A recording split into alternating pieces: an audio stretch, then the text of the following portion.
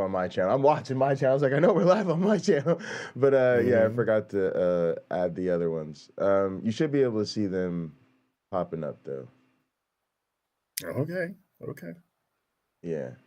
Well, I want to wait. I want to make sure you see it. Do you see it? That way.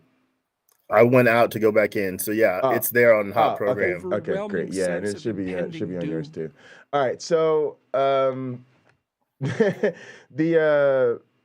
the thing with doubt is like, all right, so let's say, all right, so those of you that are just joining us on Hot Program on our One Black Friends channel, sorry about that. We're going to be talking about how Christians deal with doubt today, and you know how it is. We get up and kind of think through, okay, what would be a good topic for today, and then sometimes it's you see what it's like Uncle Bob. You see what pops up on the feed, but doubt is really an interesting topic for me because when I started to talk to, I've been trying to politic this whole thing with my family, right? For people who don't know, I come from a family on my mom's side with like 5 generations of ministers. My grandfather's a Pentecostal bishop. My grandmother's the first lady of the church. His father was a bishop, and on and on. And on my dad's side, I think my dad's more like a nominal Christian, like, you know, good black men, you know, need to belong to a congregation type of Christian. He's not religious as far as I can tell. Never heard him pray or talk about God or read the Bible or mention it. He's just not religious. Anyway, on my mom's side, I tried to like play the long game, which to me meant, you know, having conversations with my mom where I could really work towards coming out as I felt, to be understood and accepted within the family as an atheist. And I feel like those conversations were kind of receptive. Like as long as I kept it about what I was dealing with, and you know, have been having this journey and I've found this new community, that was sort of all good. And when the conversation started to turn to, you know, recognizing that the faith that I no longer believe is the faith of the family, right? That she still does believe. And when it turned to like, well, does it matter to you if this stuff is true? That was the first time we had like a real weird conversation, because my mom gave me this whole song and dance, and I was like, really? Like I expected you to just be like, yeah, of course it matters if it's true, right? Like I didn't get that. It was like there was a recognition on some level that a simple yes or no wouldn't cut it, right? Because no makes you seem like a bad person, like you just don't care if what you're saying is true. So you know you can't say no, it doesn't matter if it's true.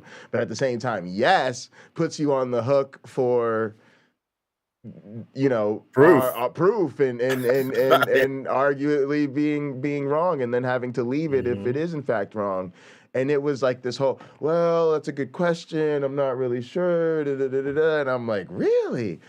And then when we really first had a conversation about doubt, that did not go well, because me trying to suggest, hey, like, you know, and I tried to put it from the perspective of, I've seen these people lying to you, right? Like you got to put yourself in like a family situation where you're trying to tell your mom, I have sat next to you, watched these people lie to you, and watched you turn around and give them your money, and I'm a bit concerned about that, right? Where am I going with all this?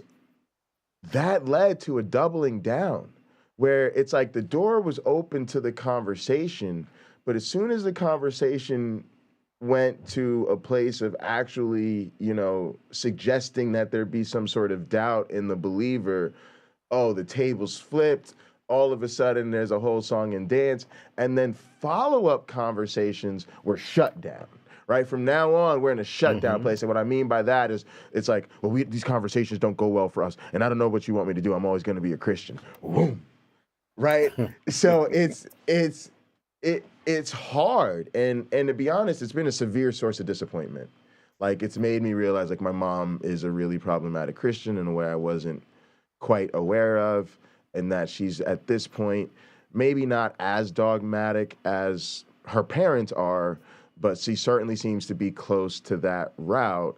And when I thought my mother was at least a person who you could level with on your doubt and would be comfortable acknowledging some of the aspects of the faith that would cause someone to doubt, I don't see that. I now see doubt as a really sensitive subject to Christians, and what they really want to do is shut that noise down. But there's also this way, and I've experienced this in the church I was playing at, that a lot of Christians are aware of doubt, and they do feel like they need to have conversations about it. And so I thought this would be an interesting video. But what's your take? Because I know you got a lot of religious people in your family, and you're a former believer yourself. So I know that was my sort of open, but where are you at with this topic? My doubt with Christianity began very simple, very innocent, sort of figuring that, oh, this is God trying to mold me, trying to get me to be more independent. And then finally realizing after committing to read the Bible that it wasn't worth believing.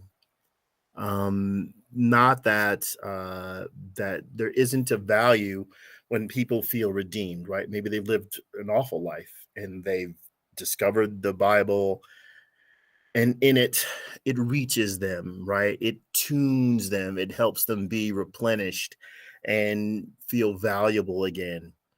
I mean, those people aren't reading the parts that says, your faith is like filthy rags, but whatever. You don't read the whole thing typically in Christianity. You jump around. You read the highlights, yeah. You read, exactly. You read only the hits. Give me the hits, Jesus. So for me, my doubt began on September 11th, 1991. If it was 91 when the towers were destroyed. 2001. Thank you. 1991. My gosh. 2001. Thank you for the correction. No worries. And it was my turn to witness at church on that day. And I said to the minister, I think given the events of the day, it's more important that, you say something. Wait, do you remember that day? Because I thought that was I remember that being a school day. So were you well, I went to church on weeknights and then on Sunday. That's what I was getting at. I wasn't getting at your memories. I'm saying I was getting at. Damn, brother, you was in church during the week. You was yeah. All right, go ahead, man. That's all right. Hallelujah. So that was strange because the people in the room, I seem to be the only person freaked out. Now, maybe they thought this was the beginning of the rapture or something like that, which is why they seemed to be in such a great mood. But I was freaked out. I mean, they sent me home from work. I showed up to work early that day, and my boss came in and she says, given what's happened, they're sending us home. So she said, go home. And I was watching it on my replay TV. And I was talking to my brother who was in the Marine Corps. Well, he's in the Air Force at that point. Navy, excuse me. And he was explaining, he goes, okay, here's what's happening around Los Angeles right now. Here's what's happening around New York right now. Here's what's happening around the country right now, giving me the military actions that would be immediately put in place given that something like this has happened. Talked about the grounding of the planes, whole 9 yards. So I'm utterly freaked out at church. And the minister's like, well, he said, no, you should still get up and give your testimony. I'm like, I don't think that's what's important right now. He goes, okay, well, you don't have to do it. And then he didn't talk about what had just happened when the towers got struck. And is it terrorism? And what does this mean for our nation? And how does this connect to our faith? He didn't talk about any of that. And I'm like, I'm sorry. There shouldn't be a disconnect here, in my opinion. So I began to doubt then, like, if these are the people who I'm looking to for guidance and they're so disconnected from the situation that they can't prove to me based on their behavior that it even mattered, right? thousands of people had just died as a result of it. We're a warlike culture here in the United States. Millions or thousands or tens of thousands or hundreds of thousands more will die as a result. And yet we're just reading the Bible. I think as a person, it doesn't matter. Man, there's something that it seems to be that this is going to sound cruel, but it's a humanity to me. And it seems like some people, at the end of the day, there's a humanity in them that they can't deny or overlook or overcome that becomes their prime values. And then there seems to be other people who really, and I think the most charitable way for me to think about this, at least now, because I don't know why I'm always trying to be charitable about it, but I think for a lot of people, they have bought specifically into the God over man sort of position more than anything. And so when these type of things happen, like we were listening to a call the other night, and the guy basically was saying, yeah, I think everybody's deserving of death, and yeah, if God decided to take my life, I would still love him because I'm just the creation and he's the right. And so the clay cannot say to the potter. Yeah, the clay cannot say. Yeah, if the potter's mad and just wants to smash the fucking bowl on the floor because it didn't come out the way he wanted it. I mean, that's his right. Like, not only don't clay pots speak, donkeys don't speak, bushes don't speak, snakes don't speak. So yeah, I'm trying to figure out how we're different, like, because to me, if people don't understand that, to me that's an amazing question. How do people leave their religion? And there's some things we get, like, for instance, reading the Bible thoroughly seems to be one, right? But that's more a behavior. Anybody can read the Bible. It may be a behavior that turns out to be, causative or play some real role there. But I'm interested in thinking about what makes the people different, right? And some of that I imagine is personality traits, right? And so I think looking back on it, I think we buy into religion for different reasons. So for me, I bought into religion for what I now feel like, looking back, are humanistic reasons. Now that humanism is more or less about, and I don't think I'm like squarely aligned perfectly with all humanists or whatever, but it's about where I'm at, right?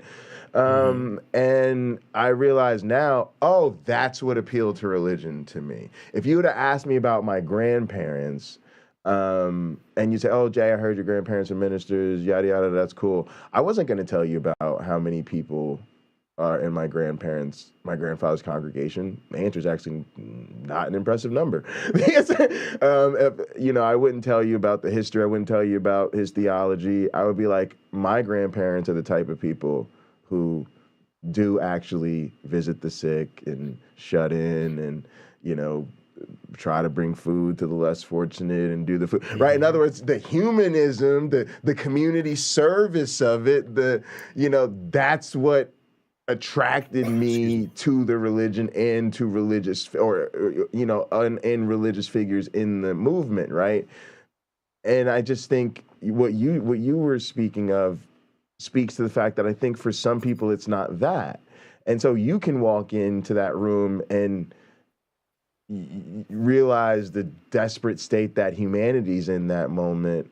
But for other people, if they think that that's part of God's plan and they think that they're more emotionally invested in God's plan than you know what I'm saying, than human concerns, then I think that may be one of those differences. I don't know. I'm just I think you're onto something there. I mean, if they surely believed, of course, I don't know what's in their minds, right? If they surely believe that this is all part of God's plan and he's making sure things unfold divinely, and that we are Christians and we are loved by him and we will be seen to, our needs will be met. And we hope that God has mercy on the people who died, whether they were the attackers or the attacked. Amen. Absolutely. If that's where they are, I mean, Great day to be a sociologist and an anthropologist. Right. But Yeah. I'm standing in the right place for that sort of thing at that time. But it's not what I saw was needed. Yeah. It's not what I noticed. Again, for me, something was wrong. It wasn't simply God's plan unfolding. It was someone else's very awful plan unfolding. Did you connect it to the religion right away? Because sometimes people will think it's No, the bad no. church And or I'm in the wrong place at the wrong time type deal. I still don't think that I could point a finger at all of Islam. This is just a few guys with a heck of a lot of resources making it happen. That's all it ever took. And that's what it would take last week. That's what it would take today. Just some very committed people with not a lot of resources, but a plan, Right. and they just see it through. We see that within our own politics in this nation. If you look at the Republican Party platform, this is very few people dreamed it up, and they have tens of thousands of people to enforce it. But it's not the plan of tens of thousands of people. It's not their design. It's what they're told. If you're going to be one of us, this is what we have to promote. Democratic Party's the same way. This is what we have to promote. So oddly enough, in the halls of power in this nation, the ideas of what should be are created by just a handful of people. Mm. Do you That's all it remember is. quickly? Do you remember when you actually started to identify as an atheist or no longer a Christian? Oh, I'd say I tell that story about how I was challenged by my friend on my biblical knowledge or whatever. So I set about reading the whole Bible, and by the time I got to the Tower of Babel, I couldn't believe any of it now. I would say that's probably 17 years ago. I continued to believe in a God until I was going to church, continuing to believe in God. And I went to a wonderful non-denominational church Got you. in Yeah, Los did Angeles. too. It was Coming up. just the people were like wonderful. And I remember sitting there one day and the minister is quoting a book that I'm reading. And I said, "You don't need to be here." After he did that, "You don't need to be here." I got the same book at home. And that was I began to phase myself out, going twice a month, then once a month, and then maybe once every 8 months or so. And that's it. But I went to the national, I forget what year it was. There was an atheist convention in Orange County, California. And I went there because I had a bunch of questions for Dr. Price at that time, with my little notebook. And I made it clear to people, I still believe in God. Wow. Wow. You were one of Oh, them dudes. I was one of Wow. them. And there were people Wow. who thought like, Wow. "Oh, that's funny. Like, why would you come here?" I'm like, "Oh, I got questions for Dr. Price." Nobody treated me poorly. I got to meet Richard Carrier, Aaron Ra, Hector Avalos, Dr. Price. I don't know. There's just a bunch of other people that I got to meet back then. Everyone treated me well, as I would say. But it wasn't long after I got my questions answered that I realized if there's a God in charge of it all, this God makes no sense. It is the equivalent of when I used to lay on my belly next to my little brother and we played with our action figures and Matchbox and Hot Wheels cars. Yes. It doesn't really what matters in the story because it all goes back in the toy box until you're ready to play again. All right, you know what? I was just gonna say that's the perfect segue because I think the theme of Christianity and religion in general is that they're pretending, and the title of today's video is how Christians pretend to be okay with doubt. So you want to use that segue? Go ahead. Yeah, finish what you're saying. No, Go ahead. I actually don't. Yeah. And Finish what you're saying. I will not tee it up so nicely as I just did. It's all right. It's all right. As many of our frequent viewers and listeners will know, I say that I think Jesus, if he was a historical person, him and his disciples were just LARPing. It's just live action role play. They read a bunch of stuff, or somebody read a bunch of stuff, and they believed it about what was supposed to happen. And I think even less of it than that. I think what is more true is some students wrote these stories. Oddly plausible. For a class. I'm sort of, there's a Robin Faith Walsh is sort of on the same page as me with that. So I was reading The Wisdom of Solomon, and let me take you there. So this is almost, let's see, Wisdom of Solomon, chapter 2. I'm going to start in verse 10. Let us see if you can pick out a guy from history that this reminds you of. Just one guy, not two. This is written around 50 before the Common Era. Okay, so not Common Era, before the Common Era, not AD, but BC. Yeah. Okay. Let us oppress the poor righteous man. Let us not spare the widow, nor reverence the ancient gray hairs of the aged. Let our strength be the law of justice, for that which is feeble is found to be nothing worth. Therefore, let us lie in wait for the righteous, because he is not for our turn, and he is clean contrary to our doings. He upbraideth us with our offending the law, and objecteth to our infamy the transgressings of our education. He professeth to have the knowledge of God, and he calleth himself the child of the Lord. He was made to reprove our thoughts.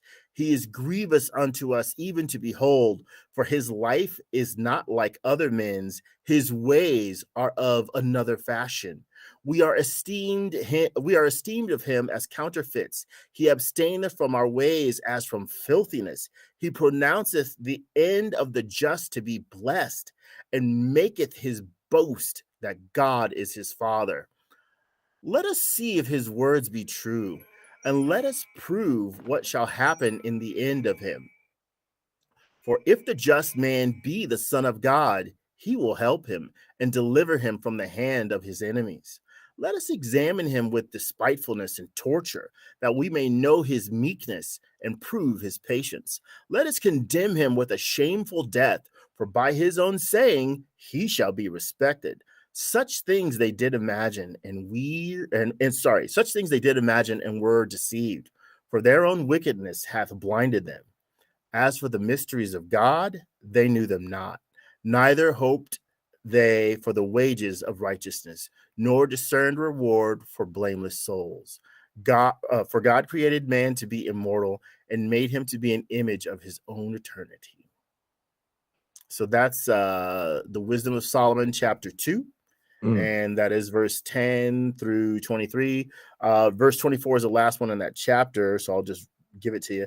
Nevertheless, through envy of the devil came death into the world, and they that do hold of his side do find it. Okay, so maybe people can put in the comment section who that reminds them of. Just anybody. Now, this is written before.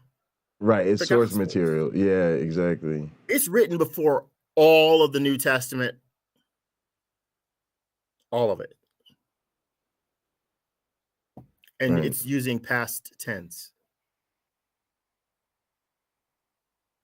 So now, as I have studied all this, when I had the idea that Revelation is actually older than the Gospels, it just made more sense to me that Jesus is trying to get a group of people together, a cult, or several, maybe even 7 churches together, to push his narrative. If it was a real guy. Right.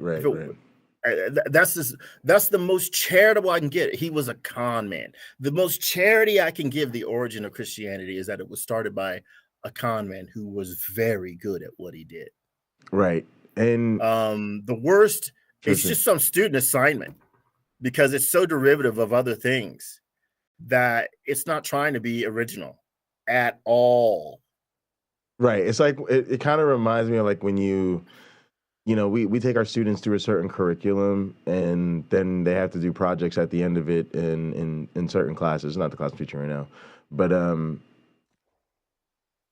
there's this thing, and even me and Cliff can talk about it, where because there's only certain topics in the curriculum and there's a limited number of parameters in the program, students tend to come up with similar projects, right? Because they're all working true. from the same source material, and Hey, they've all look. have basically the same education in these topics. So to your point, this is like what you come up with, and it's a big deal to certain people now, but it's almost a trivial expectation given that this is exactly how students were taught to write. So. Yeah, I would call it the volcano problem.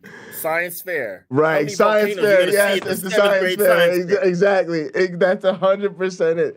That's 100% the You got your vibes. vinegar, huh? You Yes. got your baking soda, huh? I can Yes. guess what's gonna happen. Yes. Oh, you got Coca-Cola, Yes. you got Mentos, Yes. huh? I can guess what's gonna happen. You got a volcano. volcano Somebody's problem. making ice cream, right, from the instant freeze stuff. Yeah, there's 4 or 5 projects you're gonna see at every science fair. All right, let's get into this video, man. It should be fun. This should be good. Here we go.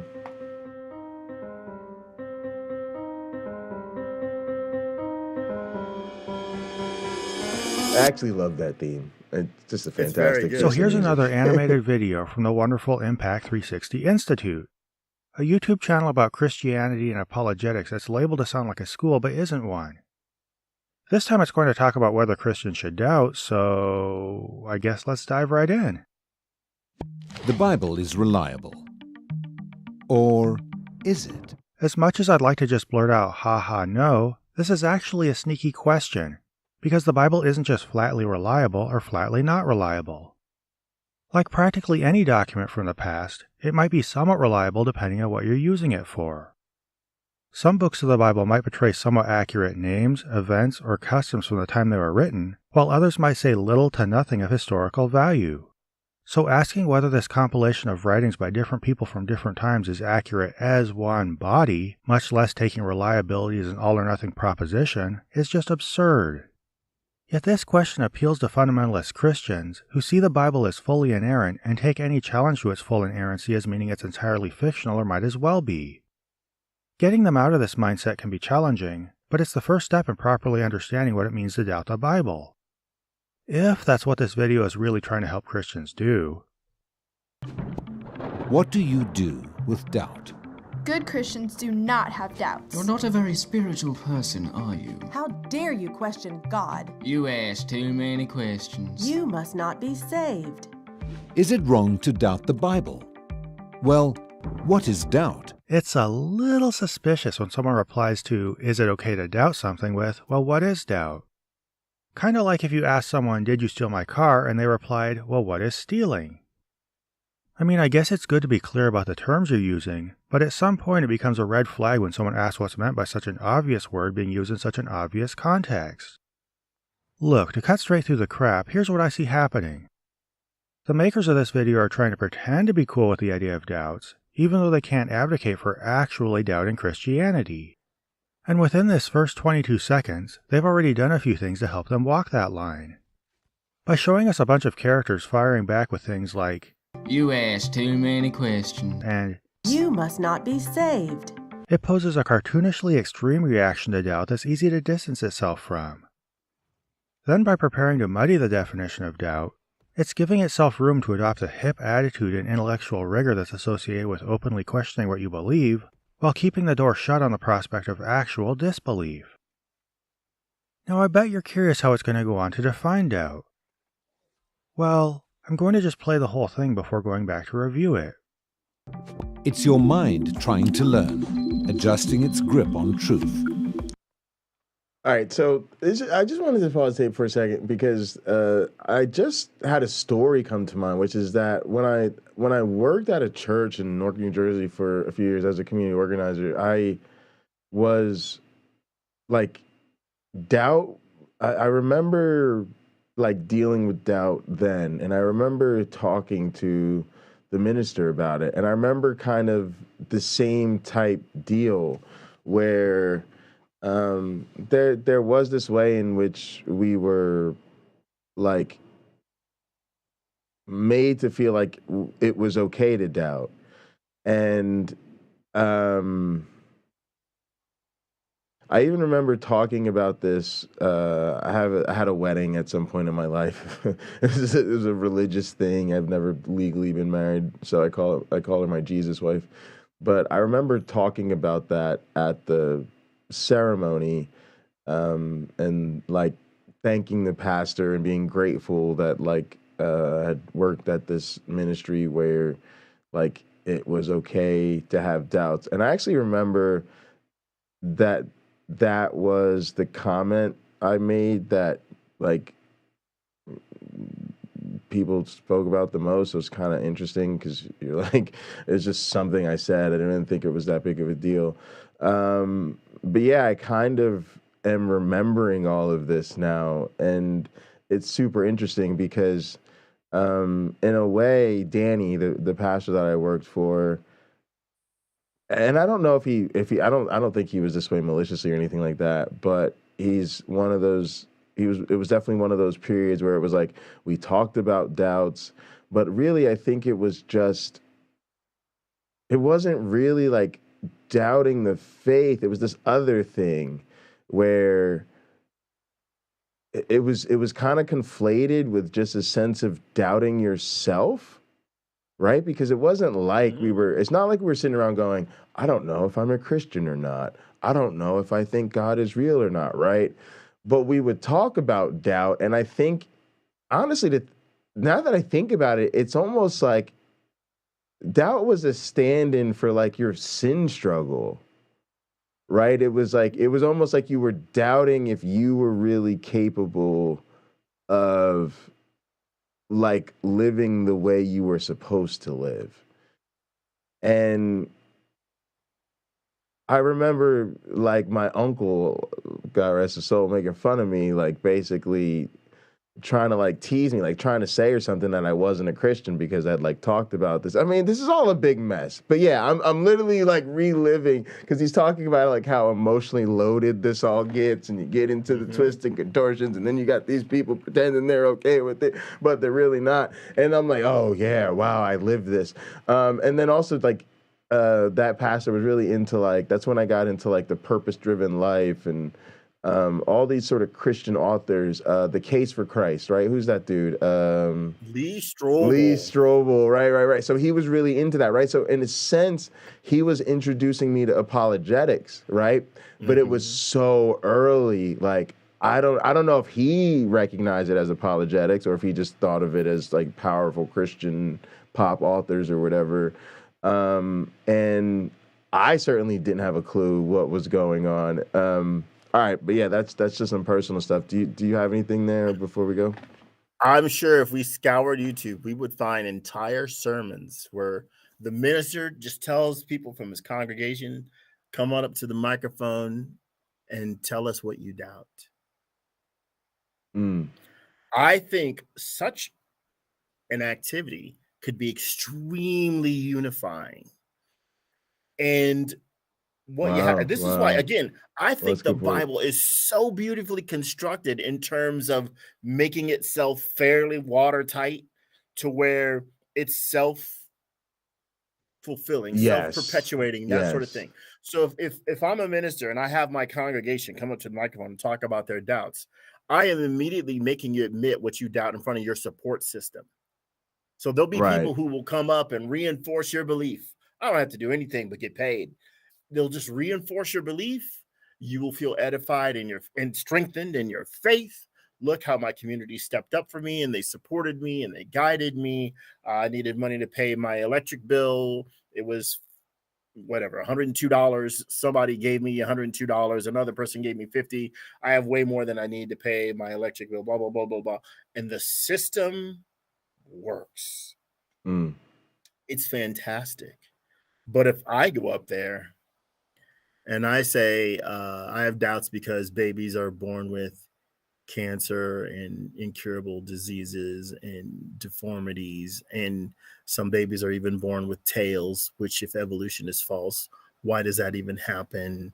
And I don't think it's man's sin why a baby is born with a tail. And you can just go on like that's much harder. Then they have to say to me, well, you just have to believe, which I heard a lot when I was a Christian, because I'm trying to process the external world, right? The world outside of the congregation with the meeting of the congregation. Absolutely. I'm trying to make sense, one from the other from the other. It's not happening. It's not happening. My questions are, and I've heard this a lot in my life, you're too smart for your own good. I'm like, it's working out well so far. So the blessing and the curse, that's what I call it. Yeah. That's Shakespearean sickness and it's cured together from Shakespearean love. But there's I think there's a value to expressing your doubts. So if you're a Christian and you're watching this, don't be bashful. It's certainly a safe place to do it talking to us. Sure. Because we're not gonna beat you down for having doubts and ridicule you and all that stuff. No, go ahead and have your doubts. They can be very liberating. I would say in a situation like this, the process of talking the person out of the consequences of doubt, which is leaving ultimately, right? Right. It's leaving. I'm leaving. I'm taking my gifts. I'm not going to play guitar for you anymore. I'm not going to sing here anymore. I'm not going to be in the parking ministry anymore. I'm not going to contribute cash anymore.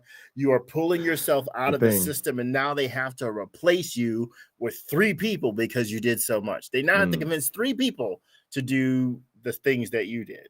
Yeah. Because you won't be there. So it's sort of damage control to present a sermon or a little video like that, where you're trying to keep people in. It's the sunk cost fallacy. It's crypto. It's crypto, dude. I got, what is it? Is the expression diamond hands or something?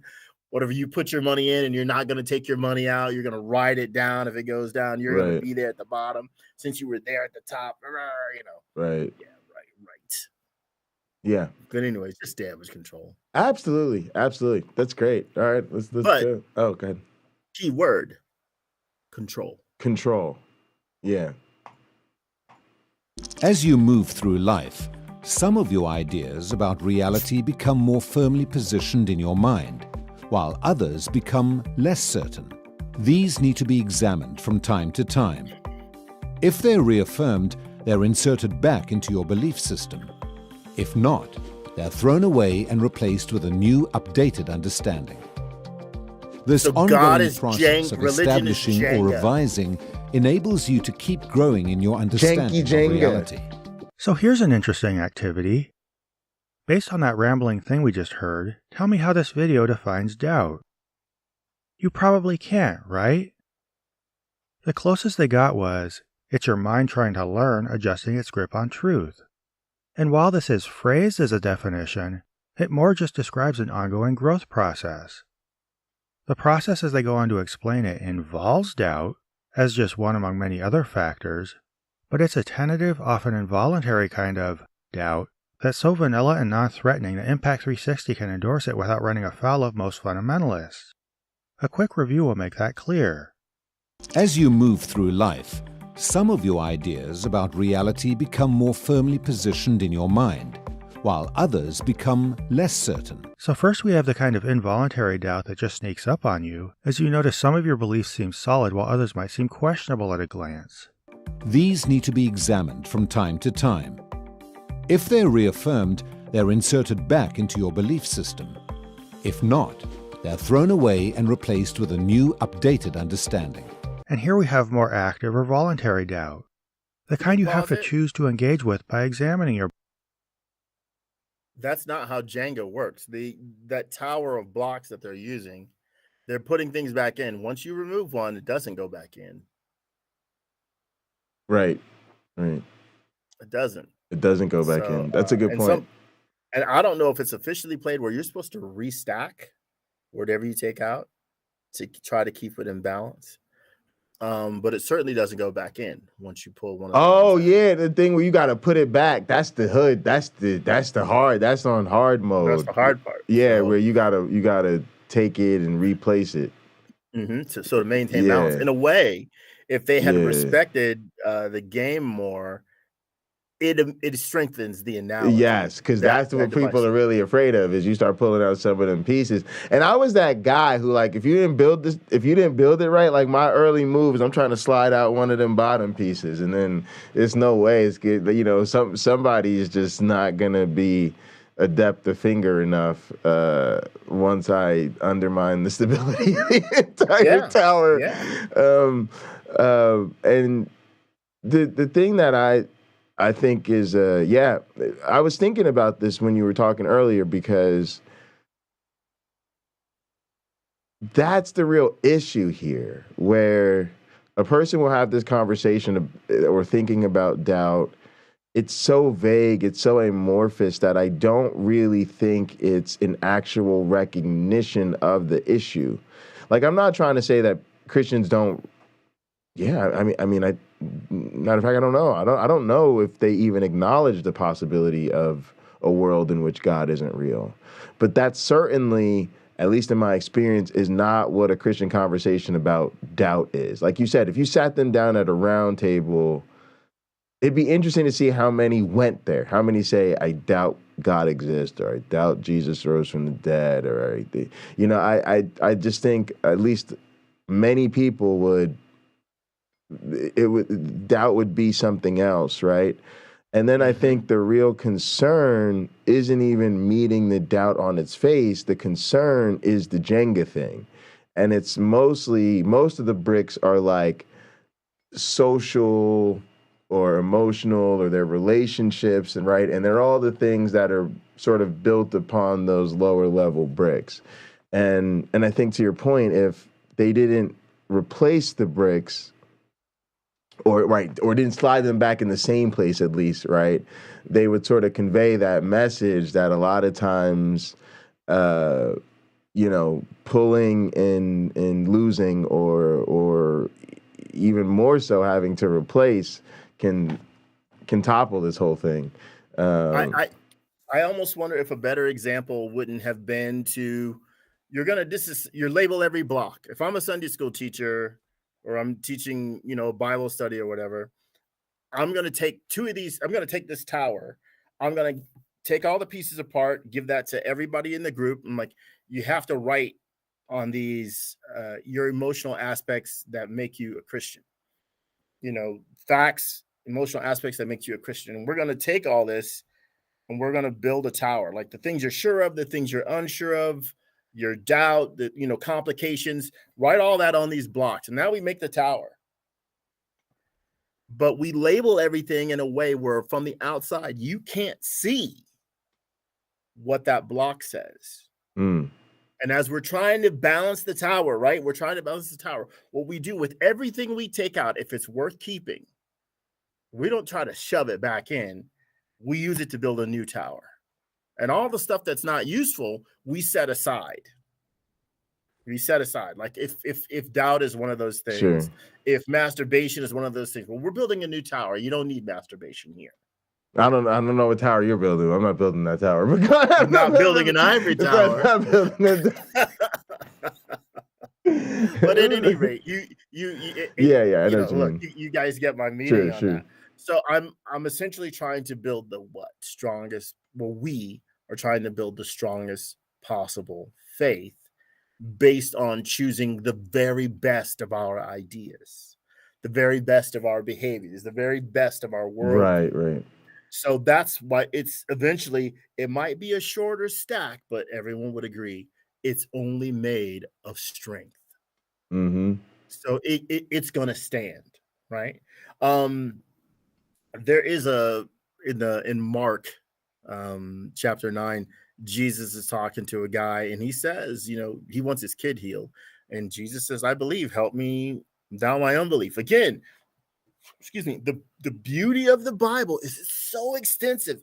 They got an answer for everything, pretty much. And so, again, don't be frustrated. Don't be too frustrated if you're talking to a Christian person, or if you are a Christian person and someone gives you that example. There are tons of examples in there. It's just an extensive book. It's roughly 1,300 pages. They cover a lot of ground. Right. They really do. So the thing about doubt, I see doubt as a good thing. If I I built a bike, I had to make some changes to it because when it came to measuring the rear hub, I forgot to do it. So I bought one thinking it would fit, and I spent $150 in labor and spokes getting this wheel built, only to have to spend darn near $300 taking it apart, putting a new hub in it that actually would fit. Had I, before I ordered, just doubted, got my calipers out and checked, Right. I could have made the right decision the first time and not have $300 worth of regret and about 20 minutes of foul language and me being frustrated and having to leave the room. You know, there's things like that where doubt isn't bad. Engineers have discussions about how they're going to build your building or build a bridge or whatever. Project managers have discussions, and sometimes they get heated. The people who designed your car had accountants staring over them and some sort of project director going, "You have to convince me that we need a grade 8 bolt for this or grade 8 screw. This is just to hold on an escutcheon to a seat. We don't need a high grade steel screw to do that. We can use a cheap screw for that. You know, do we design it to last 10 years? Or like a Toyota, is it designed to last more than 10 years? Right. And how much do we charge on the back end for that? There's all these decisions that go to because somebody is doubting. Well, are the public going to accept this? The Dylan Mulvaney thing, right? There are people who, now that Bud Light did this tiny little gesture for this person, all these people are in an uproar because they're doubting something, right? Right. Not because look, if you just like drinking Bud Light, are you really going to let someone you don't know who wasn't trying to offend you? The answer for thousands of people is yes. Right. I had to write a few times, quit being so fragile. If you like the stuff, keep drinking it. If you don't, whatever. You're probably healthier without drinking it. But that's the way it is. Doubt is useful. And again, from the standpoint you hear me say religion is useful, this is one of the useful parts of religion, because doubt is an essential piece to religion. Because why?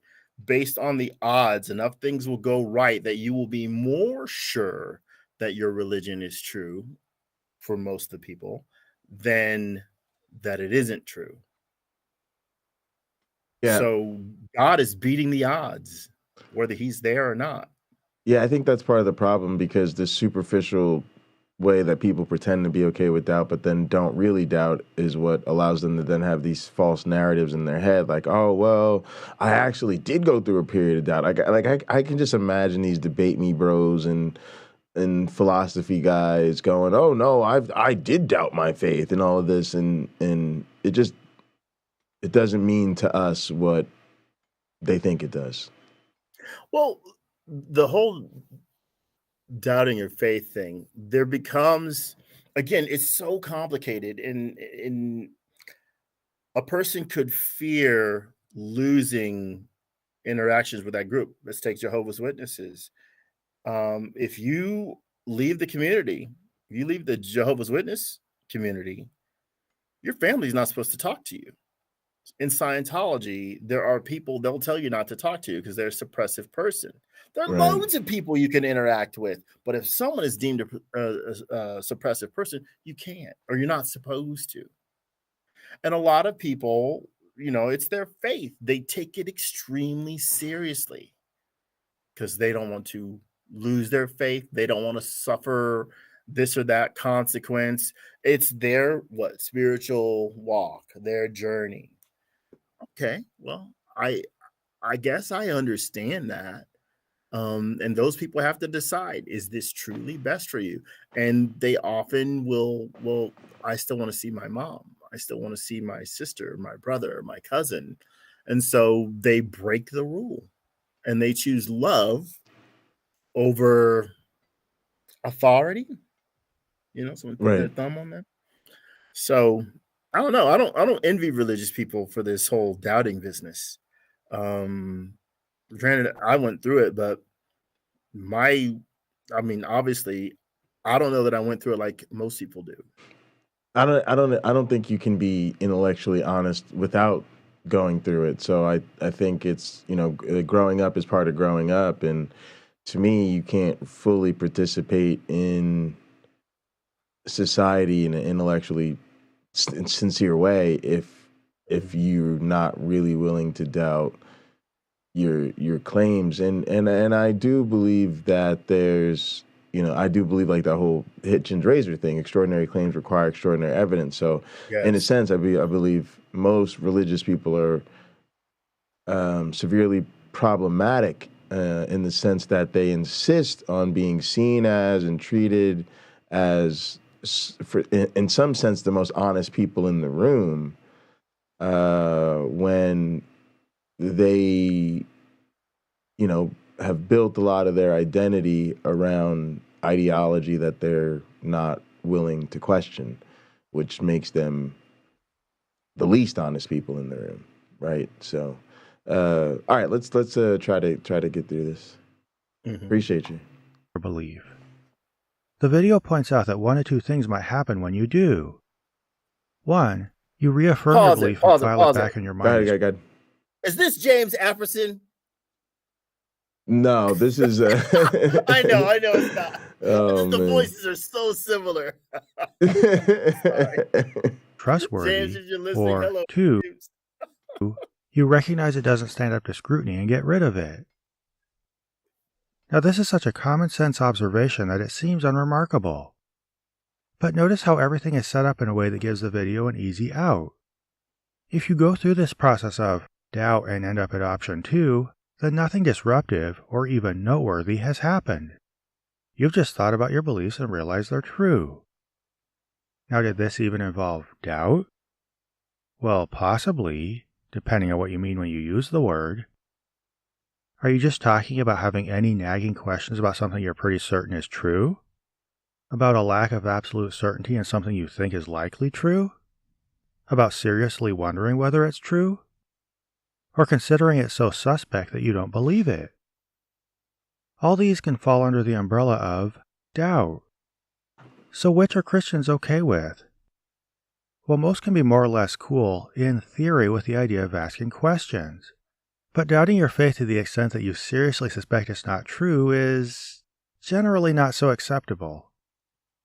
So here's the conundrum this video. I just want to say this is a really good point. And this is kind of what I was talking about, is that most people doubt is down here in the green zone, nagging questions about something you're pretty sure isn't true. And for the most part, it's probably, pretty sure is true. Yeah. I think it's a petty sense of doubt. And also, to me, I don't know if it'll touch on it, but I also think it's problematic that the way the rest of this is addressed with circular reasoning.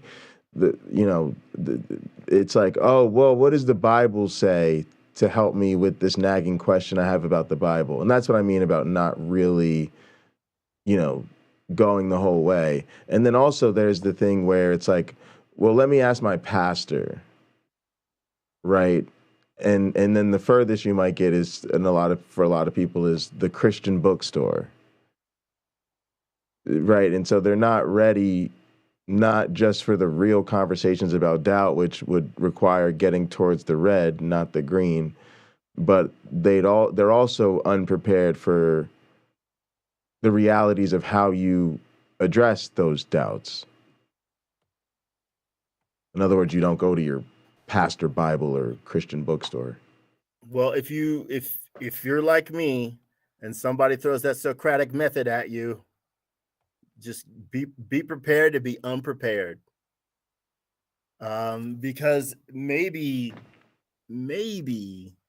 it's time to really think it through, and not from up close, but to step away, take a step or two back and look at it. And for me, that's what got me out of religion. When being up close and in the caught up in the beauty of it all, which for me wasn't the God portion. After a while, after I began to doubt sufficiently, it was the people, because I was around at that non-denominational church. Just wonderful people. Love seeing. I'm still in conversation with some. I want to mention that real quick. Yeah. Just because it came, and I say this about, you know, the same thing about the churches I've been a part of, and I just realized, like, that's the deal, right? Mm-hmm. It's the salesperson, right? And it's not a knock on the people. It's just a thing I think we should be aware of, right? It's a cult, right? And that's their selling, that's their thing, right? Their thing is to be these wonderful, caring, loving people. But yeah, that's it. God, that's. I think Powerful them key being notification. loving, caring, wonderful people is just them being who they are, right? When, in a way, I'll say the church setting invites people to fearlessly reveal that side of themselves, Sure. which we can agree is a good thing. Now, if they could walk out of the church and be just as generous and as patient and as kind, that'd be wonderful. But I worked in the parking ministry. I know how people really are. So Yeah, no, but that's what I mean. they don't That- even that- show up in the parking lot. But it's the same thing. Like when I was waiting tables, right? When I'm waiting tables, I want to know your name and I want to make sure and let's go to the, you know, to the over and above, right? But I don't care about this person. But to your point, this setting brings out the service in me, right? And I don't. And again, it's not a critique of the people. It's more of a it's just saying that as people who are outsiders and are often working against the interest of the organization, we just have to be aware that you're gonna oppose some very nice people in this and that and I just think people need to be aware of that, because oftentimes we use it as an excuse, right, to be like, well, I can't challenge this person, or I can't go there with a certain person, and it's got to be like, yeah, I get it, they're a really nice person, but you got to understand at the end of the day, that's how religions get people, right? Mm-hmm. Yeah, that's all I was trying to say. Let's take you out of the restaurant. You're gonna do the same job now in a soup kitchen. Right. Your interest in people genuinely will change. Then I say, okay, now I'm going to take you to like a battered spouse shelter. Sure. Where you see parents and children. It's going to change even more. Your empathy is going to go way up doing the exact same job. If I told you you make most of your money off of tips here at the shelter or here at the soup kitchen, right. The way you approach a job is completely different. Because it's no longer about what you can gain. It's about what you can give. And church, if it's a prosperity gospel church, it's probably about what you can gain, not what you can give. And yet Jesus will tell you it's about what you can give. And the more you give, the more you gain. Your treasure is stored up in heaven, not down here on earth. How many Lexi, whatever, do you see in the parking lot? Yeah, too many. How many BMWs? How many Mercedes? Right. You know what? Again, Jesus would have a hard time identifying Christians, right, if he came to the United States. Like, wait. But that's what I mean. But their narrative is that they give, right? Because they give 10% of the church. They give and so they're not seeing and feeling the selfishness of their behavior. They're seeing and feeling the reinforcement, because their giving nature is being essentially appropriated by the church, right? And so these are the fruits. Yeah. Kenneth Copeland has all these planes. Right. These are the fruits. Keep giving to the church and you'll keep getting. It's just fruits. You will know them by their fruits. It doesn't say you will know them by their nice stuff. It doesn't say that. But they're flipping that, right? What they're saying is to me, you've got that Lexus because God has been provisioning for you. Now you continue to give your tithes and offerings and service to the church, and then God's going to continue to bless you. So then the narrative doesn't become, I'm selfish and hoarding resources so I can keep up with the Joneses. Their narrative is no, what you see the McMansion I live in, you see the Corvette in the outside, but what you don't realize is it's because I give. It's because of the way the way I for the Lord. Yes, Yeah, I give to my church and I serve. I play drums on the weekend and I give to the poor through our ministry, right? And so then God keeps blessing me with it. It's like you're trying. It's almost like the narrative you tell yourself is, I'm trying to give away all my riches. God just keeps giving me more for every time I try to give it. Faster than I can distribute it. But there's another side to this, and it plays right into doubt. Those people who are sitting in the pews who are diligent and yet they're struggling. How come that guy who I know cheats on his wife, that guy who I know will steal from his customers, and he comes in here and look at him like he's prospering? Well, if you could say it to anybody sitting nearby you in the pew, if you could be that open and that honest about your frustration, they will say, God says my rain falls on the just and the unjust. It's all part of God's plan. Conversation over. Keep doing what you're doing. The Lord is going to bless you. Not in your time, my favorite thing to hear, but in his time. So those sorts of things are meant to diffuse doubt and keep you what? Complacent and returning to your seat in the church every week, or like me, twice a week at least. And I'm gonna just throw this out there, man. This is, to me, what happens a lot in our communities around sensitive conversations. I know that's a hard left for most people, but what I see happening is people throw themselves in the middle of a mess, right? And then when chaos happens around them, what happens? It pops the algorithm. So in a sense, it feels like you've done something that people are growing from, whether that's the reality or not. It's just it's crazy to me how the social dynamics of these things tend to inform one another. All right, let's get back into this video. This has been really fun, really fun. All right, hang on. Mouse control. Video faces. It can tell us this kind of doubt is okay, but absolutely not this one, and these ones are shaky at best. Thus, when it gives people permission to ask questions about Christianity, it's with the understanding that they're going to come up with a specific answer. I mean, that sounds like a crass way to put it, but what else does it mean if this is okay and this isn't? Unless it wants to come out and say, this kind of doubt is okay, which probably not. And that's the core pretense of this video. It dances between these two concepts, knowing both of them fall under the word doubt, and tries to take credit for being okay with doubt. All right, I want to keep this going because I got to leave at 5:30. I'm gonna make sure we can try to get through this. But anyway, if we don't get through all of it, it's fine.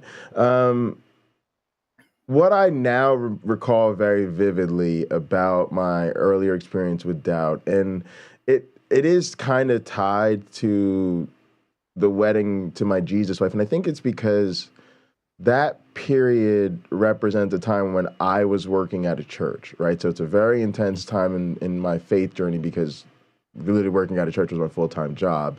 And the person I was, having the ceremony with was also worked at the same church. As a matter of fact, I was her supervisor. And then we're sort of having this all play out because the reception was at my grandfather's church. And, there's a whole different religious context. And so it was sort of one of the few times where my family and friends outside of the context of the church I worked at were able to hear me and us describe where we were at in our faith journey, right? And it was because it was a wedding and yada yada yada. So anyway, it was really where these things came in. So that's why. But anyway, one of the things I'm remembering now vividly that he said there, and I've kind of been hinting at this throughout this conversation about doubt, is that when I say the pastor and the ministry I worked at was really comfortable discussing doubt, it was in this green zone. Right? Nagging questions about something you're pretty sure is true, right?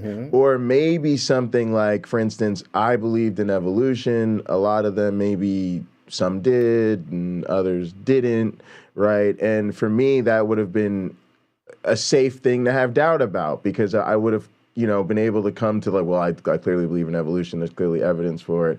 Oh, I guess I can put this to bed. It's clearly okay to think that evolution's all right because that's what I was taught in school. Like that type of level of doubt, right?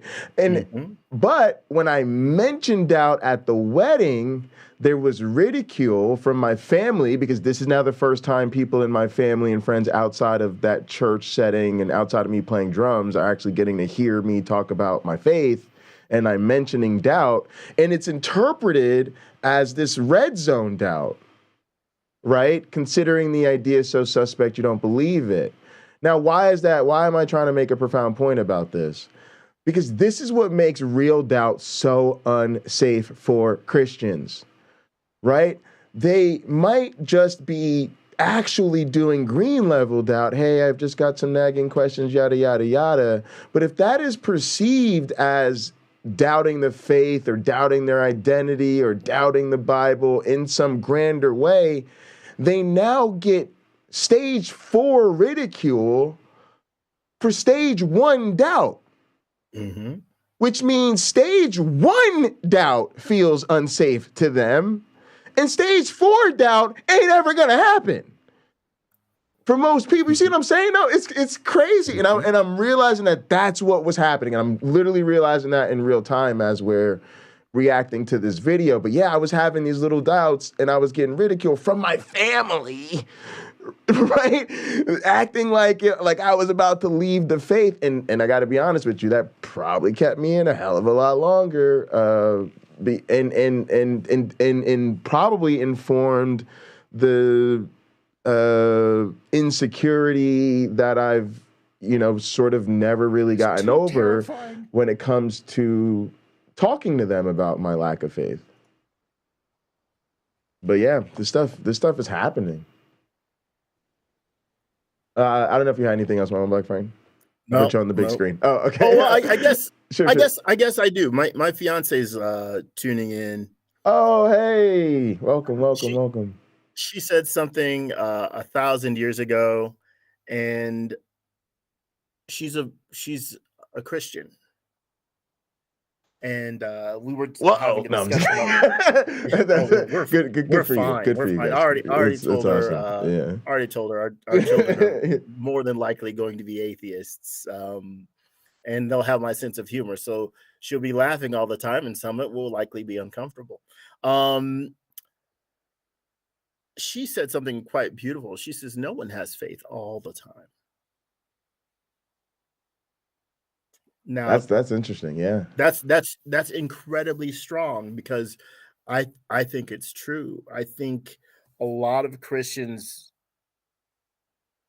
probably don't do much with their doubt, right? There's not much exploration there, because there's the return to the idea that I just have to have faith. And then there's all those scriptures that reinforce the idea, Yes. My mind goes to Thomas in the story where Jesus says, look, Thomas, thrust your fingers into my side. You want to really believe it's me? Now, again, I'll point out, as other people have before me, that the Bible doesn't say that Thomas touched him. He just stands there, my Lord and my God. Translation into modern English, dude. So most people will never get an opportunity like that. Right? Did Jesus really die and come back to life? Was he really resurrected? Was he really who he said he was? We don't have access Mm. to the historical Jesus. We have stories. Mm. We have stories which we know have inconsistencies. We have stories which we know have big problems. And if you're like me, the stories have huge problems. If you're Dennis McDonald, Huge problems. Dennis R. McDonald, the story has huge problems. Stories have huge problems. Robin Faith Walsh, same thing, huge problems. Right. So for some of us, by the look we've taken at it, it's not so simple. But an average minister just getting started can always come back to, you just have to have faith. This one woman I knew, yeah, she had this song. She's a great singer. She had this song, and she says, I can't show you anything empirical, but give me a moment and I can show you a miracle. Something like that. Yeah, that's good. So, oh yeah, she's got the goods, man. She's got the goods. But something like that, there are people, for what she says, right? If she were to speak that to them or sing it to them, it's enough. Hell yeah. Yeah. And that for the sake of whatever religion, that's powerful. That's all it takes. I'll give you an example. I got this guy, I invited him to church. He ended up getting baptized. It was a big victory for the faith. And as many of you have seen, I've been putting on weight. I got a couple pills that effectively cease my metabolism. But he and I would go work out.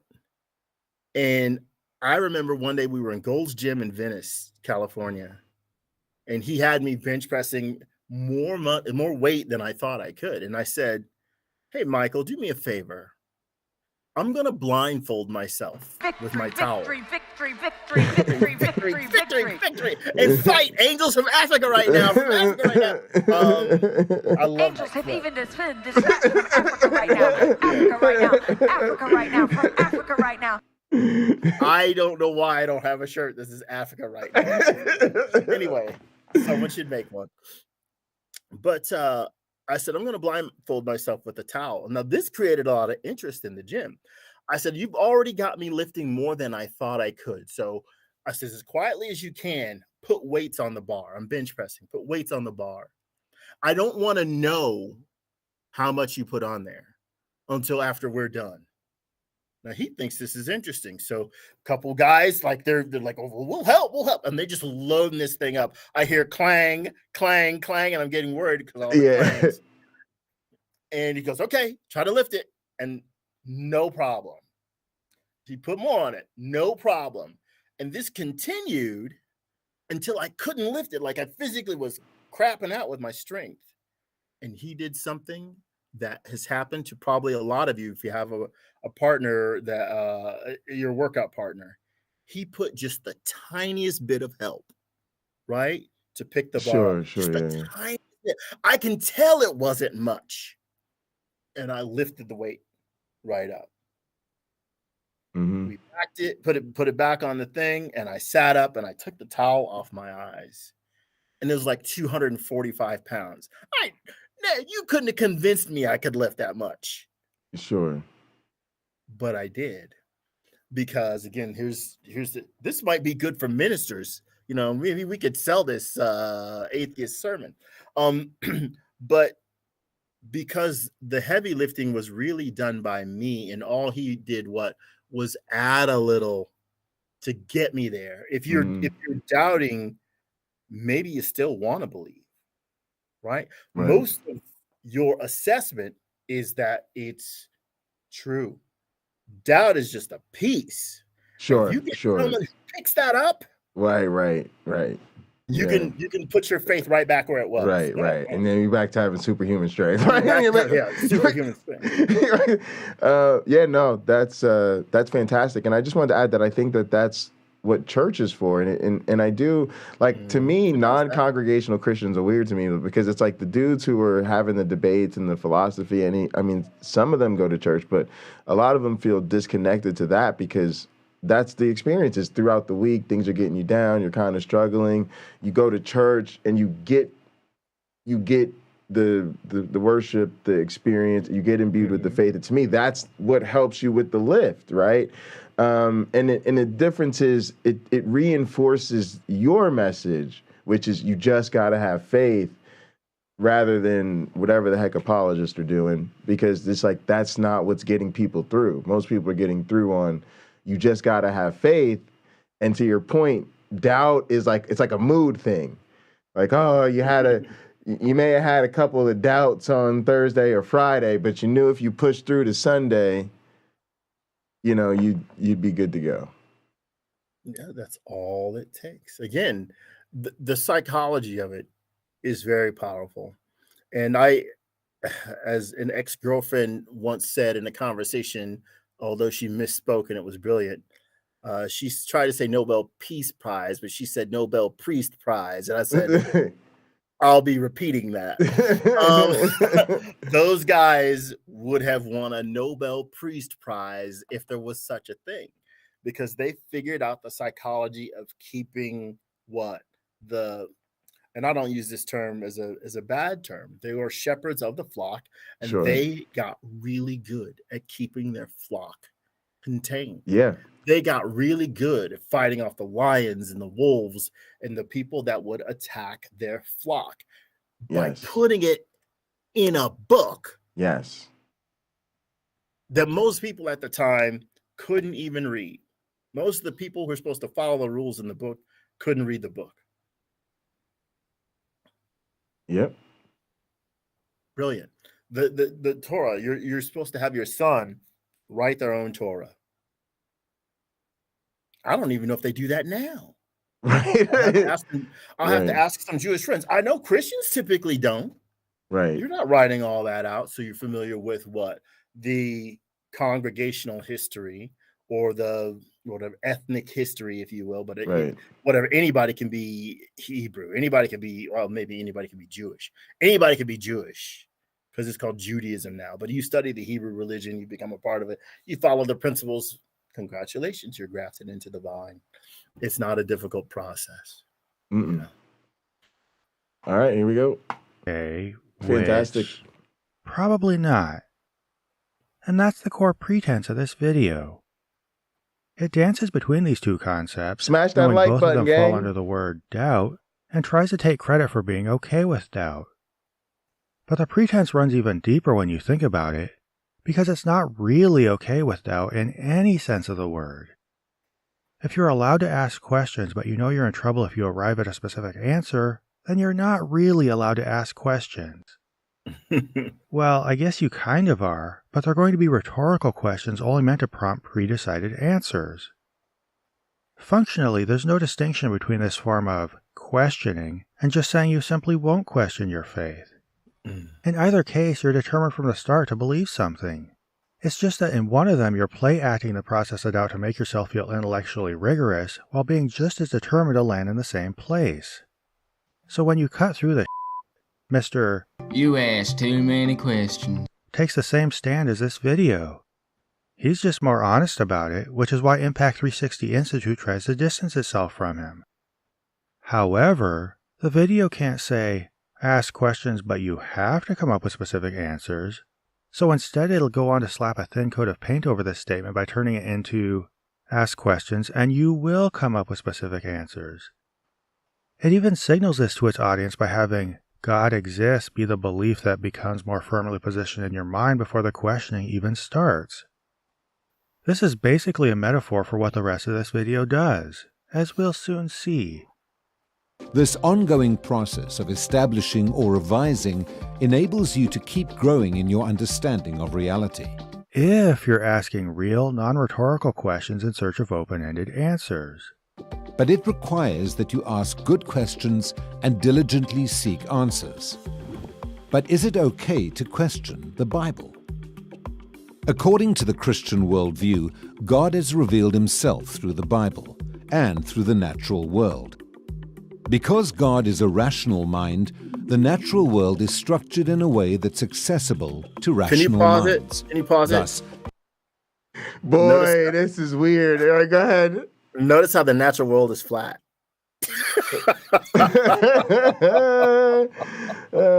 Also, it's just it's weird. I just want to hear how you worded that one more time. But is it okay to question the Bible? According to the Christian worldview, God has revealed himself through the Bible and through the natural world. Now that is so interesting. That is some dubious stuff right there, right? Because you basically say, according to the Christian worldview, God has revealed himself through the Bible and nature. And that's, first off, that's ascribing a lot to the Christian worldview, like a lot. But also, it's that this is this game where they get to subsume science and everything we observe through look at the trees. But their basis for doing that is the Bible. So they present this as though that they're starting from a place where, there's the Bible, and then independently of that, there's nature, but both of them combine and join forces to present the Christian worldview, where it's really like, no, according to the Christian worldview that claims to be biblical, according to the Bible, God is the source of nature. And the Bible, it's just like, yeah. Look, this is again a Nobel Priest Prize. A Nobel Priest Prize can be easily awarded to these people. Yeah, they didn't think of everything, because at some point someone probably got tired while he's eating some of the sacrifices that they were barbecuing, so the sweet savor could go up to heaven. He probably says, we don't have to think of everything, because their minds will fill it in for themselves, or whatever explanation they have already will be sufficient for them. At the times that the Hebrews were saying that their God created the world, there were already other religions that had been in place thousands of years before that said their gods did it. Right. So we have to realize that the Bible's a bit of a cultural snapshot. 100%. Or more like a cultural photo album than a snapshot. But we're looking back into what they believed. Right. Sorry, we're looking back into what they wanted people to believe. Right. I don't know that we have evidence that the priests truly believed what's in here. I think I could argue that when you look at some of the prophets' literature that was written when they were in Babylon, some of that's probably propaganda written by the Babylonians. Right. For the Hebrews. It's probably that way. It's just too perfect. As I review it, and it evolves. Because it's the frequent. It's got the frequently asked questions, right? It's baked the frequently asked questions into the narrative, so that into the narrative. Yeah. But again, the earth is flat. Because God is flat. There it is. A rational mind. The Flat natural disk. world is structured in a way that's accessible to rational minds. Thus, humans, created in his image, having rational minds, can approach the natural world rationally, asking good questions and searching for answers. The fact that the world is comprehensible to rational mind shows it was made by a rational mind thing is just silly. An environment is not understood by a rational mind because of the nature of the environment. It's understood by a rational mind because of the nature of that mind. The fact that a mind's rational means that it can assess and understand any situation it finds itself in, to varying degrees depending on how rational it is and how much information it has, and respond to that situation in the most beneficial way possible, which is ultimately the defining goal of rational thought. Sure, some situations can be more confusing and disorienting than others, but even in a weird fever dream universe, you could still catalog whatever patterns, randomness, and apparent consistencies and inconsistencies presented themselves, and navigate it the best you can while resigning yourself to its whims as much as you're forced to. To say the universe is compatible with our minds reverses the state of affairs in a way that fits the puddle analogy. We can comprehend the universe we live in because we've shaped our minds around our observations of it. This can make it feel like the universe accommodates our minds, which in turn can make us feel like it must be the product of a mind itself. But this is just us falling for that most ancient primal instinct to project our own sense of agency onto nature. Of course, the video isn't arguing that conclusion to make its point, but framing the question about doubting God in terms of how God makes the process of questioning work is just the first step of easing its audience into an answer before it's really had time to ponder the question. In the same way also, the Bible, being an expression of God's mind, is structured in a way that makes it accessible to our minds. So, humans can approach the Bible rationally, asking good questions and searching for reasonable answers. I guess this makes more sense than the thing about the universe, but it's just a convoluted way of expressing a really mundane idea, which is that God wrote the Bible so that his audience could understand it. But if we do question the Bible, will it hold up or not? Notice the shift No. here, and this is vital. No. The video started by posing the question, is it okay to doubt, and established that it is okay, indeed beneficial, to do so. So now that the question's been asked and answered, the video should be over, right? But here it's suddenly asking, what will happen when you do ask questions? I wonder why. Well, let's take an example. Does archaeological evidence support the Bible? It's a good question. It would be a real problem if none of the people or places in the Bible ever existed. If none of them existed? You've just So, given the can you Bible pause a it? really low bar to clear. So notice that extreme example. If none, Absolutely. Yeah. if none, well, we can go to. I got a book written by somebody I went to high school with. I haven't read it yet. I would presume that the location of the book is in the United States. I would also presume that it's in an actual state in the United States, right? Right. That exists. The location exists. That doesn't make the book any more true. Absolutely. It's just it's a fact that is being used in the book and the outside world. Exactly. The world outside. 100%. So the fact that there is a Jerusalem doesn't mean there's talking donkeys. It doesn't mean that there was a worldwide flood. It doesn't mean that a bunch of animals got on the boat the size of a high school football stadium. There's a lot of things it doesn't mean just because the Bible has facts inside of it. The Bible also has endless nonsense, seemingly, some extremely valuable parables, and some really horrific scenes and advice. But there it is in one collection, bound for your peace and comfort, as people would tell you.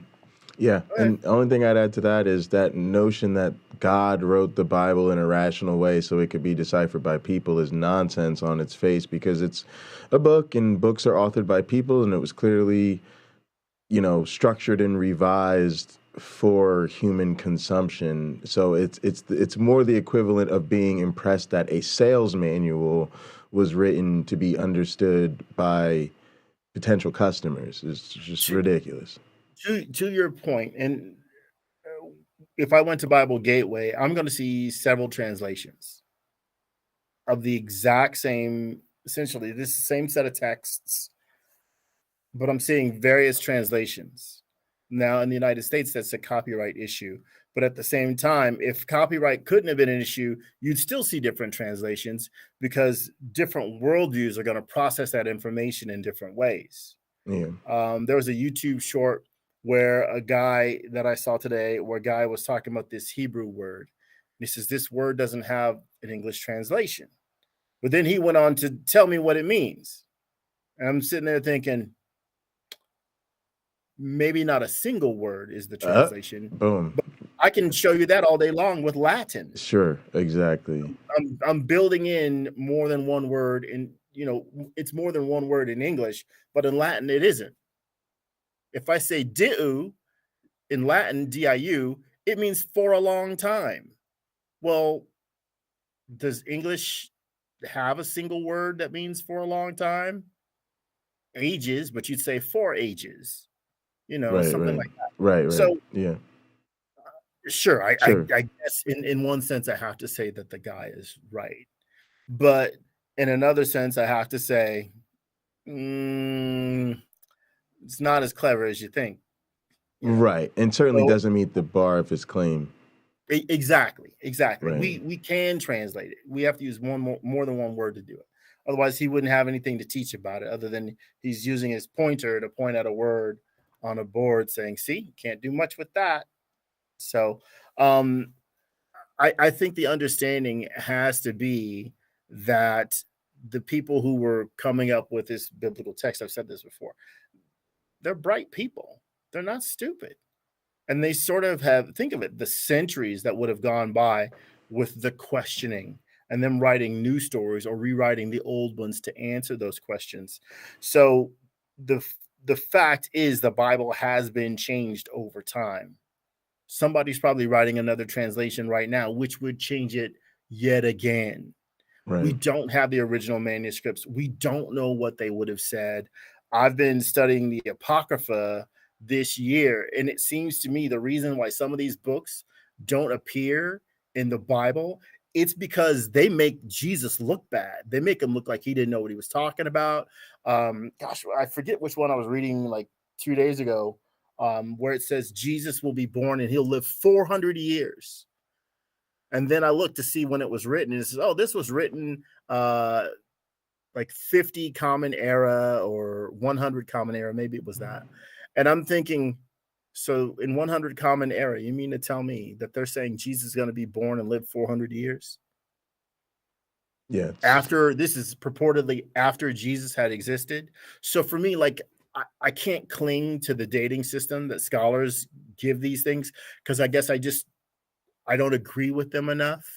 And I don't know where they're getting their data from. A lot of them reference the Roman-Jewish War, where I'm saying, nah, I don't need that. I don't need that to happen for me to think Revelation came first. Sure. All right, let's try to let's see how much of this we can get through. Okay, I know you got to roll. Yeah, I got out of here. I do too. It would actually be surprising if its authors, actually living in and writing about the real world, actually never refer to real people or places. The fact is, over the last 200 years, archaeologists have uncovered a vast amount of evidence confirming the existence of people mentioned in the Bible. Again, not surprising. The fact that we've recently started finding places that were referred to in ancient writings, the Bible just being one collection of them, is just a testament to the fact that modern advances have allowed us to access and catalog so many clues from the past. They've also located all the major biblical cities and geographical features in the Bible. Really? All of them? First off, saying all the major sites lets you sound ambiguously impressive while giving you unlimited space to make exceptions. I mean, where's the Garden of Eden? That one seems pretty major, but I guess not so major that we can find it. Second, it's simply impossible for this to be true in any meaningful way because the Bible is incredibly vague about most of the locations it refers to. Sure, you can kind of orient yourself, sometimes, but there's a lot of room for speculation. For example, various traditions have placed the mountains of Ararat all over the map, most notably naming this mountain Mount Ararat. And despite the fact that Noah and all the animals of the world probably didn't get off the ark and walk down this thing, there are Christians to this day who claim the ark is still up there, but that Turkey won't let you climb the mountain because I guess that would prove Christianity if you saw it. When it comes down to it, most claims that a biblical site has been found are unfalsifiable and subject to speculation. And often, as with Ararat or, say, Nazareth, Christian culture just assigned a name after the fact based on tradition. In short, this claim is even worse than false. It's conceptually incoherent. It may be stated categorically that no archaeological discovery has ever controverted a biblical reference. Oh, really? So archaeology has never shown us civilizations that lived straight through the global flood or predate the beginning of the universe as described in the Bible? It doesn't show a gradual development of civilization that makes an account of the first humans being proficient in agriculture sound laughable? All right then.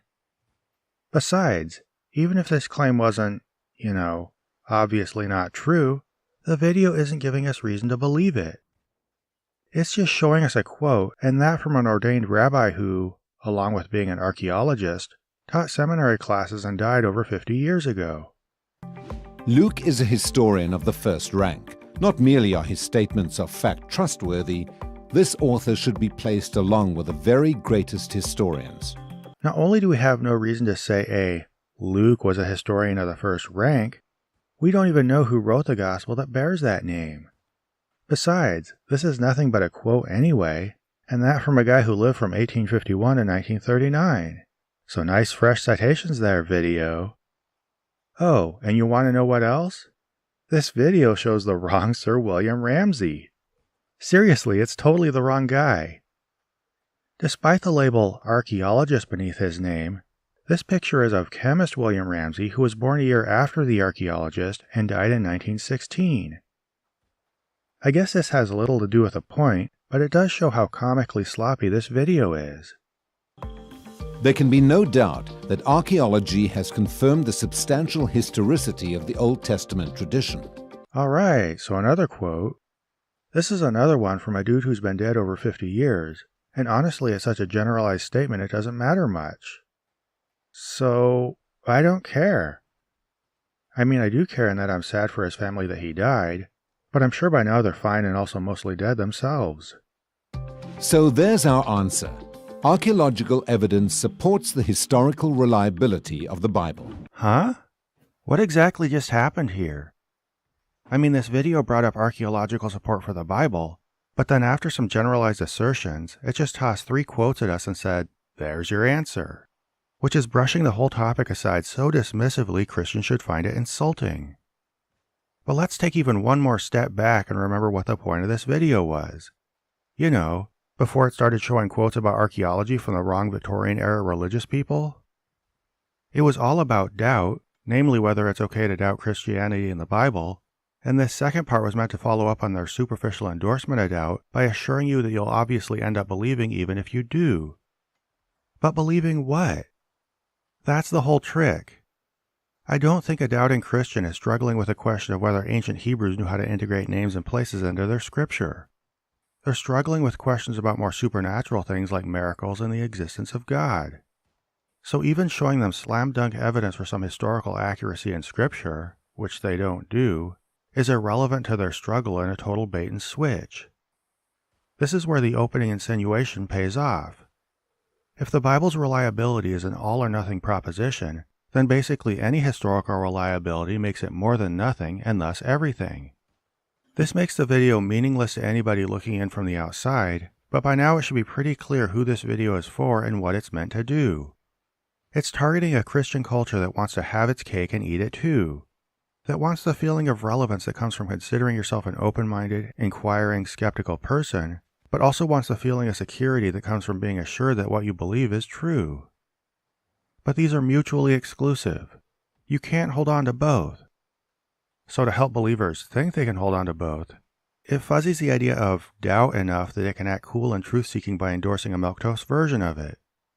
It fuzzies its concluding point so thoroughly that it can pass insinuations of mundane historical accuracy off as proof that the Bible is absolutely true, and thus that your doubts about the supernatural have been put to bed.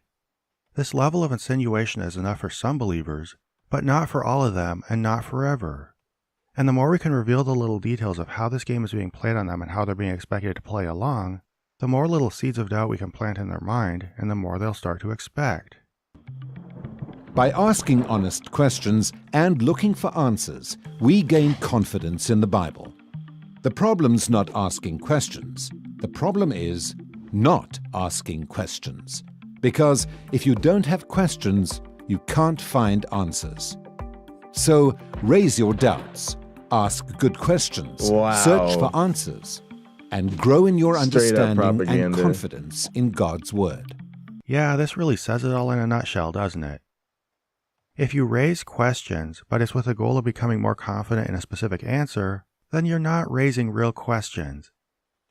So if you're a Christian, I implore you, ask questions, but, ask them for real. Yeah, that was fantastic. All right, we've got a few minutes here to wrap this thing up. I would like to. I don't recall the expression, as one Christian guy, his name was Alan, said to me, "You have to doubt your doubts." I don't remember hearing that in this video. Was Yeah, it yeah. absent from this video? Yeah. No, I don't think it was. I don't know if it was in this video, but yeah, this was a great video, and I think really kind of hit the nail on the head as far as the issues that I see with conversations around doubt, and also my experience, as a Christian dealing with it. I don't see any way around it, right? Because to me, doubt is going to sow the seeds of non-belief when taken to its natural conclusion. And in that regard, I think it is genuinely unsafe for believers and unsafe for sort of the churches and the institutions. And I really do believe for many people, it's then those relationships and those social things that keep them away from sincere doubt, because those are the things they're not willing to risk giving up. Mm-hmm. I made a reference to Jesus living 400 years. I had sent you Pocket Locker probably Monday, I think I did, some screenshots. So I'm going to read, just so if there's a Christian watching, it says, yeah, but you didn't give a reference to that. Here it is, and that you certainly would deserve to have one in case they're doubting based on what I said. 2nd Esdras, chapter 7, I'll start at 25. And therefore, Esdras, for the empty are the empty things, and for the full are the full things. Behold, the time shall come that these tokens which I have told thee shall come to pass, and the bride shall appear. Now, keep your Christian language in mind, because it's the bride of Christ, right? And she forthcoming shall be seen. Now that now is withdrawn from the earth, and whosoever is delivered from the foresaid evils shall see my wonders. For my son Jesus shall be revealed with those that be with him, and they that remain shall rejoice within 400 years. Sorry. So see, I misspoke. It's after these years shall my son Christ die. I guess, yeah, it does. It's kind of saying he'll live 400 years. And all men that have life, and the world shall be turned into the old silence 7 days, like as in the former judgments, so that no man shall remain. After the days of the world, after 7 days the world that yet awaketh not shall be raised up, and that shall die that is corrupt. Skip a little bit. That sounds like end timesy. That's end times. Now, again, they say this was written after the 1st century, but you can see why it's not in most Bibles, because it's already been 400 years. Jesus, if he lived, died in the 1st century, Common Era. So it says all this other stuff that is useful to them and could be great, but you can't keep it with the stuff that says Jesus will come back someday. If Jesus, so what book is that? This is 2nd Esdras. And is that so? What is that? Apocryphal? So it's in what, like a Catholic Bible, but not in the evangelical one? It's in like a Catholic Bible, an Ethiopian Bible. I got like a 1860 King James Bible. Yeah, my Bibles have the Apocrypha in them too. I don't want a Bible without the Apocrypha, really. Then there you go. But just to be clear for people in the audience, right? So that's what you mean when you say why it's not in all the Bibles. So it's in the Apocrypha. All right, cool. What is the word they use? Eschatology. Eschatological. That's the word I was trying to think of. Yeah, Carrie Ann, it's apocalyptic. And yeah, appreciate y'all for hitting that like. So yeah, because this might be I don't know if this is gonna hit too close, but this might be a safe. How do you deal with, so to me, I guess to speak for myself, I take issue with the unwillingness of Christians in my life to really doubt their faith.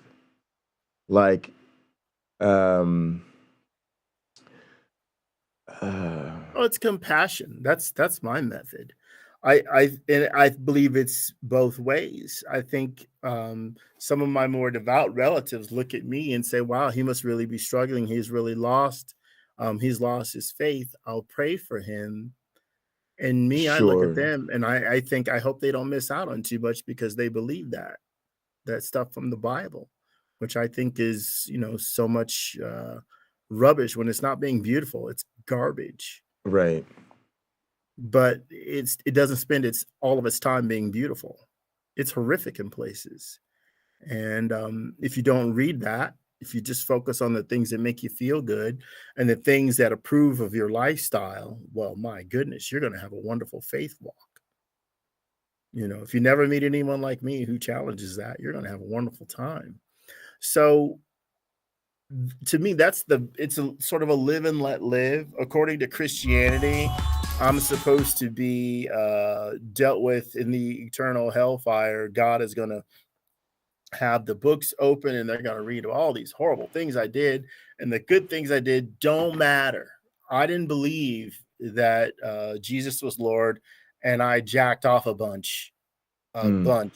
So I'm screwed. I'm going to go down to hell forever and be management. Sorry, Kenneth Copeland. I'll see you on the gang. On the work gangs, but I'll have that guy moving lava around or something of that nature. But that's what's going to befall me. That's my fate. But I think you're just dead. For me, and for them, that's unthinkable that you're just dead. There's supposed to be this enduring happiness that exceeds understanding from my atheist mind. Like, I don't get it like they get it. Sure. And it brings them joy and they have understanding and it's superb in their point of view. Yeah, for me, it's hard because, of course, I think I try to maintain a certain level of empathy because I used to be a believer. So, I try not to get to a place where it's so foreign, the idea that people believe these things. But the issue is, to me, it's like when the rubber meets the road. I think there's what I call everyday recognition, and by that I mean I don't think you need any sort of sophisticated or special education to where the average adult Christian, or adult believer, I'm going to say above 30 years of age, they recognize that there are these other religions and they have these miracle claims, and they totally don't buy into them. And the idea that they then expect everyone around them to accept the sincerity of their belief in their religion's miracle claims, at just some point, it's like, oh, look, come on. At some level, you got to know the earth wasn't created in 6 days and that the planet's more than 10,000 years old. And I hate to break it to you, but literally evolution is the demonstration that we were not created by supernatural means. It gets to a point to be, come on already, because I want to know how do we deal with issues like, again, the real issues, the global warming, the racism, the bigotry with the LGBT community, the civil rights struggle, the need for economic injustice. And to me, the religious are often on the wrong side of history on all of these things. Yeah. And even when they're on the right side of history, that tends to be the individuals, not the institutions. And so I feel like you're holding up the conversation because you're still insisting that we negotiate this within the space of your faith, which you haven't given us any reason to do. But meanwhile, we really need your help over here. Like we really do. And so I guess I'm recognizing on my own part, it's an impatience with me, right? Mm-hmm. I get it. I get it. Hope, meaning, and purpose. I know how important that is to you, but come on already. You know what I mean? Mm-hmm. And yeah, that's it. That's it for me. Well, look, when you teach your students, you show them how to build a predictive model. they can watch that evolution occur within the model, within the products that the models they produce build. They can see it. And then they can apply that to the natural world and see it again. Right? The ability that you're teaching them gives them a way to interpret things they've been seeing their whole life. That's what the Bible does too. Right. With your method, you don't include any nonsense like talking donkeys, talking snakes, a talking bush, a guy walking on water. Right. You don't include any of that. Look, I'm teaching you facts. Everything I'm showing you here can be demonstrated to be true right now. Right. We can run DNA tests on various culture groups from around the world, various types of whatever organisms. We can show you how things are linked together. We can even give a guess as to when the link occurred or when it was broken. Yes. There's stuff like that the Bible can't offer us. Right. Right. Right. Yeah. It can't. It breaks down. It breaks down. Yeah. But for what? 60% of the time, it's good enough. So it's hard for people like you to win the argument when most of the audience, there's no argument to be had. What you're teaching offers they don't understand the practical applications of what you're teaching in their life. Sure. Their minister gets up there and tells them about the woman at the well, how Jesus just seemed to know everything that ever happened to her in her whole life, even though they evidently only talked for a few minutes. You know what? That woman at the well, ladies and gentlemen of the congregation, is you. Right. Jesus knows everything. Oh, I could do it all day. Right, I could do it all. I could be a minister all day. But I can't mislead people like that, you know. Right.